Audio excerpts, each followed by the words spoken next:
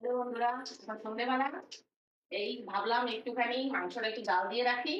কেননা যদি গরমটা তো পড়েছে, যদি নষ্ট হয়ে যায় ওই ভেবে একটু গরম করে রাখি।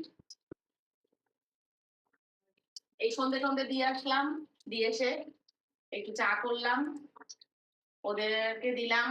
সঙ্গে একটু নিমকি ভাজা ছিল, সেটা শুট করতে পারলাম না। আজ প্রথম করছি, দেখা যাক কতদূর কি হয়। তোমরা ভালোবাসো কিনা, একটু ভালোবেসেও পাশে থেকো।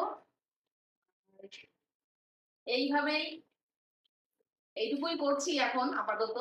আর রাতে রুটি হবে, সেটা পরে হবে। আপাতত ভাবছি একটু মেলায় বেরোবো, আর তাই জন্য একটু তৈরি হব এখন সবাই। ছেলের আজকে একটু বিকেলে ছুটি আছে, সানডে বলে টিউশনটা নেই, তাই ভাবছি একটু মেলায় যাব।